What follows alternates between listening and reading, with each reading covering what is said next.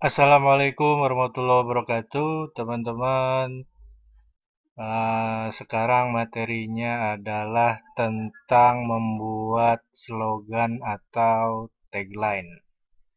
Nah, bagi para praktisi desain, membuat tagline itu kadang-kadang akan diminta oleh klien untuk memperkuat atau mengenalkan produk yang akan dipromosikan atau dijual.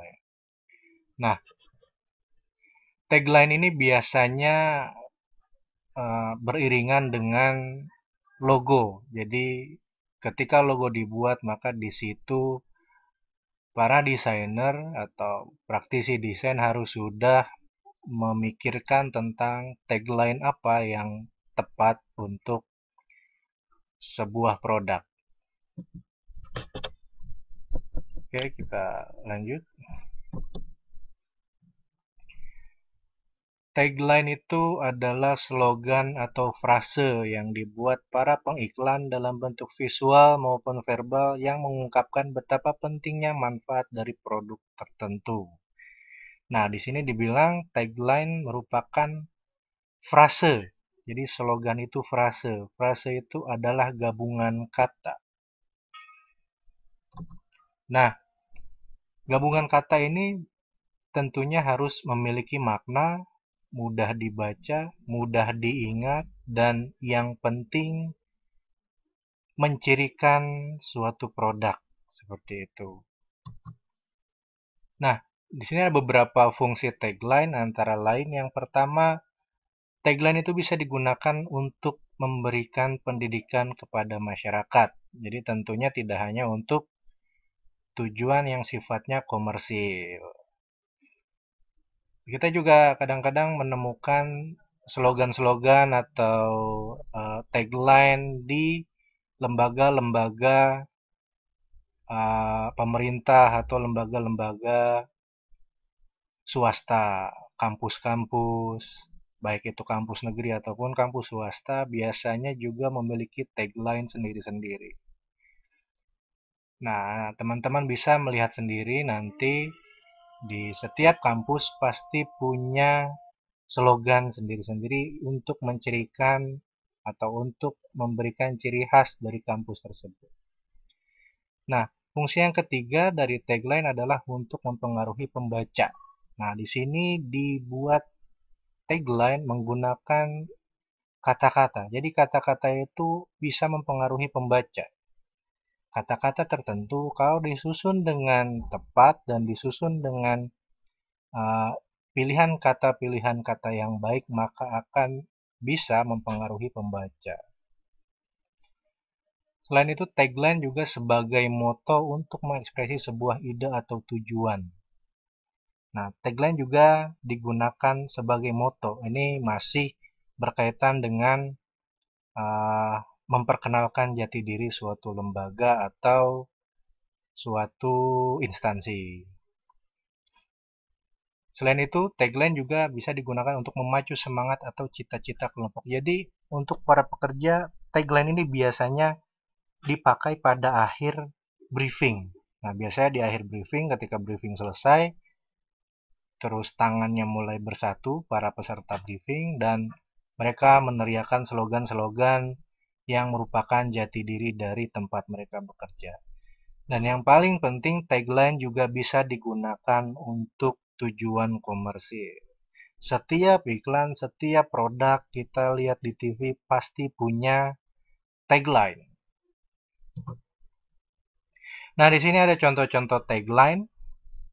Tentunya tagline-tagline yang saya berikan di layar ini adalah tagline atau slogan yang cukup familiar, cukup dikenal, dan kita pasti ingat ketika ada orang bilang, uh, apapun makanannya, minumnya, nah itu pasti udah tahu langsung, wah ternyata itu adalah slogannya teh botol. Ketika ada yang bilang, jagonya ayam, oh itu berarti slogannya KFC. Ketika ada yang bilang, semakin di depan, oh itu berarti slogannya Yamaha. Ada yang slogannya datangnya setahun sekali seperti slogan Kongguan. Mereka biskuit Kongguan, biskuit Lebaran jadi tagline, jadi dimunculkan tergantung pada periode-periode waktu tertentu.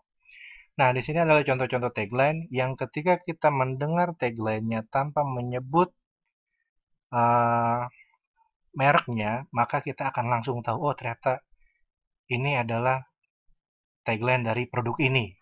Ini adalah tagline dari produk A, ini adalah tagline dari produk B. Seperti itu. Seperti misalnya pada tagline, berani kotor itu baik. Nah, pada slogan berani kotor itu baik, tidak ada penyebutan kata Rinso di situ, tapi orang-orang yang suka nonton TV pasti tahu bahwa oh itu adalah slogannya Rinso. Jadi seperti itu fungsi dari slogan untuk memberikan ciri khas dari suatu produk agar lebih dikenal di masyarakat. Nah, ada beberapa faktor penting dalam membuat slogan. Di sini saya membatasi ada 10. Yang pertama adalah faktornya harus berkesan. Pastikan ketika dibaca slogan itu memiliki kesan. Jadi selalu mudah diingat seperti itu. Yang kedua yang terpenting slogan itu harus sederhana dan singkat, tidak boleh terlalu panjang. Tidak boleh terlalu panjang dan sederhana. 2, 3, 4, 5 kata. Tidak boleh panjang-panjang karena semakin panjang suatu slogan maka akan semakin sulit untuk dihafal. Yang ketiga definitif. Definitif itu artinya menggambarkan produk apa yang sedang dipromosikan seperti itu. Tergantung kepada apakah produknya sifatnya jasa atau produknya barang. Intinya slogan harus menggambarkan ketika didengar, oh ternyata ini slogannya untuk jasa, oh ternyata ini slogannya untuk barang. Jadi slogan yang dibuat harus menggambarkan produk yang dijual atau dipromosikan. Nah, yang keempat adalah slogan harus berbeda. Jadi ketika ada produk yang sama dan barang yang sama atau jasa yang sama, usahakan menggunakan slogan yang beda. Jangan menggunakan slogan yang sama. Yang kelima, positif. Gunakan istilah-istilah yang positif, bukan istilah-istilah yang ambigu, rancu, atau istilah-istilah yang mengundang kontroversi. Karena akan ada beberapa kafe misalnya semakin kesini makin banyak slogan-slogan yang sifatnya kontroversi. Sebetulnya dari segi pasar memang nggak masalah, tidak masalah selama itu bisa diterima oleh masyarakat. Yang penting bagi usaha yang sifatnya barang adalah bagaimana bisa menjaring konsumen sebanyak-banyaknya. Tapi tetap sisi moral harus kita pertimbangkan. Kalau teman-teman mungkin pernah lihat di suatu tempat minum, gerai minuman gitu, mereka punya slogan mau dikocok atau dikocokin. Nah, itu sebetulnya slogan yang terlalu ambigu dan sifatnya yang kurang positif. Slogan seperti itu memang bisa menarik minat pembaca akan tetapi punya konotasi yang cukup negatif. Kalau bisa, slogan-slogan yang seperti itu dihilangkan atau dihindari. Berikutnya, yang keenam itu orisinil. Sebagaimana kita ketahui bahwa plagiarisme adalah kejahatan akademik. Yang menjadi poin utama di sini adalah bisakah kita membuat slogan yang orisinil asli buatan sendiri. Kadang-kadang orang untuk mencari jalan pintas dia menggunakan metode ATM. ATM itu adalah amati, tiru, modifikasi. Jadi dari tagline yang udah ada, tagline yang sudah sangat terkenal, lalu kita adaptasi, kita ubah-ubah sedikit kata-katanya lalu kita gunakan sebagai tagline kita. Itu tagline yang seperti itu atau slogan yang seperti itu sudah tidak orisinil, teman-teman. Jadi tolong hindari mencontek. Yang ketujuh, spesifik. Jadi bukan cuma memberikan janji-janji palsu. Di dalam suatu tagline, betul-betul harus mencirikan keunggulan dari suatu produk tanpa menunjukkan kelemahan, tapi juga tidak melebih-lebihkan keunggulannya. Jadi harus apa adanya. Jangan sampai nanti ada konsumen yang kan slogannya begini, tapi kok rasanya biasa aja. Katanya paling enak di slogannya, tapi kok rasanya biasa aja. Nah, yang seperti itu juga harus dihindari. Kita memang di dalam slogan tidak menunjukkan kelemahan, tapi juga tidak melebih-lebihkan uh, nilai lebih dari produk kita. Tidak melebih-lebihkan artinya tidak sesuai kenyataan, seperti itu. Nah, tapi slogan juga boleh bersifat provokatif atau membuat orang berpikir, tersenyum atau belajar hal baru tentang bisnis kita. Jadi boleh menggunakan istilah-istilah yang sedikit menyentil atau sedikit uh, bukan menyinggung, sedikit memancing orang untuk bisa melirik ke barang atau produk yang sedang kita promosikan. Berikutnya persuasif. Kalau bisa slogan itu menyampaikan harapan kita. Jadi secara tidak langsung slogan juga harus bisa mengajak, bisa mempengaruhi. Itu yang maksud dengan persuasif. Jadi harus bisa mempengaruhi pembaca, calon konsumen agar mau paling tidak mendengarkan dulu slogannya. Dengan mau mendengarkan slogan, mereka akan penasaran dengan produk apa yang dijual. Dengan penasaran dengan produk apa yang dijual, maka akan melihat produknya dan akan mempertimbangkan untuk membeli atau tidak. Nah, yang terakhir adalah slogan harus terpercaya atau mencerminkan karakter, janji, dan kepribadian dari produk kita ketika kita melakukan transaksi. Jadi itu ada 10 uh, hal-hal atau faktor-faktor penting dalam membuat slogan. Selanjutnya adalah cara membuat slogan. Begini, untuk membuat slogan, ada beberapa langkah yang bisa kita lakukan. Yang pertama itu tentukan dulu tujuannya.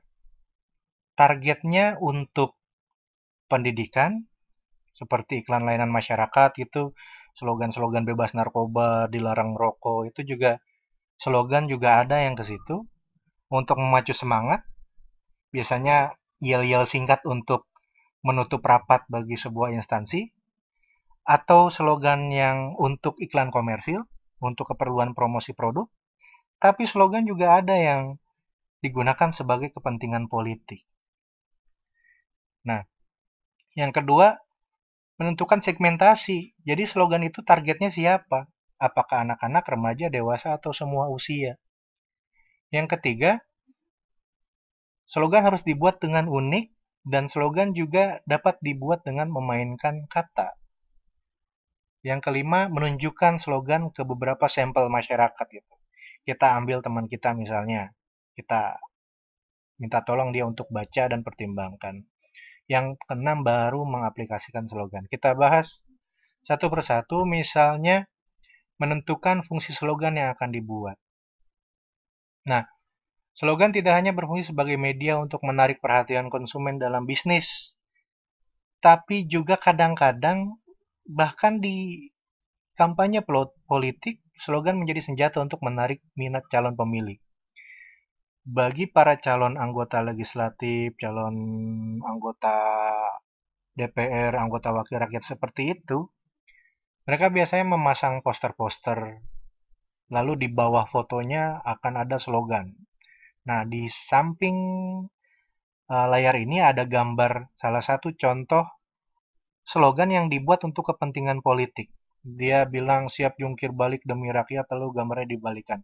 Seperti itu contoh slogan. Tergantung pada uh, untuk digunakan sebagai apa slogan itu. Nah, kalau memang untuk politik ya pikirkan apa kira-kira yang bisa menarik hati rakyat. Kalau untuk iklan komersil kira-kira apa yang bisa digunakan untuk menarik minat calon pembeli. Yang kedua, segmentasi. Menentukan segmentasi itu menentukan siapa kira-kira target yang akan membaca slogan tersebut. Nah, menentukan segmentasi perlu dipikirkan baik-baik karena nanti berkaitan dengan pilihan kata atau diksi yang akan dikeluarkan. Diksi haruslah diterima atau berterima oleh target. Kalau targetnya anak-anak, kita nggak mungkin menggunakan diksi yang susah dimengerti. Kalau targetnya orang tua, mungkin kita bisa menggunakan pilihan kata yang lebih rumit. Nah, kalau targetnya untuk semua umur, berarti gunakan pilihan kata yang bisa dibaca oleh semua orang dan dipahami oleh semua orang. Seperti pada contoh gambar di samping ada slogan dari Oreo. Dia punya tagline penuh keajaiban. Dia bisa untuk anak-anak tapi juga dipahami oleh semua umur. Pahami betul-betul siapa target slogan itu. Nanti dari situ kita akan bisa menentukan kata-kata apa yang bisa kita gunakan. Misalnya ada perusahaan asuransi namanya Prudential. Mereka punya tagline always listening, always understanding. Kan itu tidak mungkin segmentasinya anak-anak. Pasti segmentasinya adalah orang dewasa karena produknya memang untuk kepala keluarga, untuk orang-orang dewasa yang akan menggunakan jasa asuransi seperti itu. Nah, lalu slogan dibuat dengan kriteria yang unik, tidak biasa, dan baru didengar. Jadi slogan-slogan itu harus ketika slogan itu unik, baru, dan belum ada sebelumnya, maka itulah akan langsung menjadi jati diri suatu produk. Apalagi kalau produknya sudah terkenal. Nah, di samping ini ada contoh salah satu tagline dari angkringan, nama angkringannya Sarkimpul. Dia punya tagline unik, berdiri sejak kau mendua. Nah, tagline seperti itu mungkin jarang kita dengarkan, tapi justru disitulah nilai kreatifnya. Jadi, usahakan ketika membuat slogan, kita harus benar-benar bisa menentukan slogan yang tidak sama dengan orang lain, tidak mencontek, dan juga tidak menyadur, tapi murni hasil pemikiran sendiri dan benar-benar mencirikan produk yang dislogankan. Selain menggunakan bahasa-bahasa yang unik, asing, tidak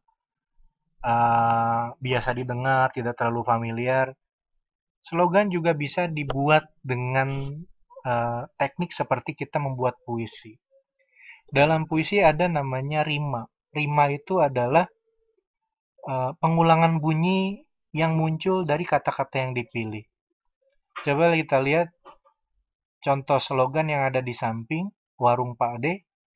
Puas itu makan kenyang, pacar senang, pulang tenang. Nah, ada kata kenyang, senang, tenang itu namanya rima. Rima itu adalah pengulangan bunyi. Nah, slogan yang paling sering dan paling mudah dibuat adalah dengan mengulang bunyi seperti ini. Cari kata-kata yang mencirikan produk kita, lalu kata-katanya mengundang atau mengandung bunyi-bunyi yang mirip. Bunyi-bunyi yang mirip ini tentunya akan mudah diingat. Seperti itu. Nah, contoh dari warung Pak D ini adalah satu contoh yang menurut saya adalah slogan yang cukup kreatif karena dia menggunakan rima, menggunakan persamaan bunyi. Menggunakan persamaan bunyi adalah salah satu cara membuat tagline yang simple tapi bagus. Teman-teman bisa mempraktekkan ini. Nah, setelah membuat slogan, slogan itu berarti masih berupa draft. Draft itu yang nantinya akan diberikan kepada masyarakat, disebarluaskan. Nah, sebelum kita menyebarluaskan slogan, ada baiknya kita minta dulu kepada orang-orang di sekitar kita untuk melihat slogan itu. Nah, kenapa harus begitu? Karena orang-orang di sekitar kita adalah gambaran masyarakat. Nanti dia bisa menilai apakah slogannya enak dibaca, berkesan, atau malah kurang. Nah, dari situ kita bisa membuat evaluasi sendiri apakah slogannya benar-benar sudah layak atau masih bisa diperbaiki. Jadi sebelum slogan itu kita berikan ke masyarakat atau kita aplikasikan kepada produk kita, maka sebaiknya dibuat uji dulu, diuji dulu. Diujikan ke beberapa orang, minta penilaian mereka. Kalau menurut mereka slogannya sudah bagus nih, nah berarti slogan itu sudah siap untuk diaplikasikan.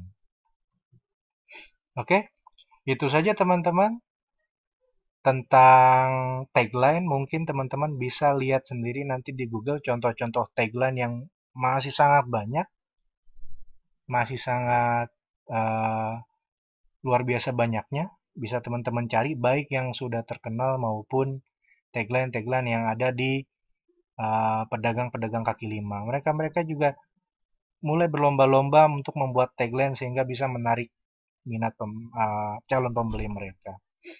Seperti itu. Oke, demikian penjelasan kali ini. Saya ucapkan terima kasih. Wassalamualaikum warahmatullahi wabarakatuh.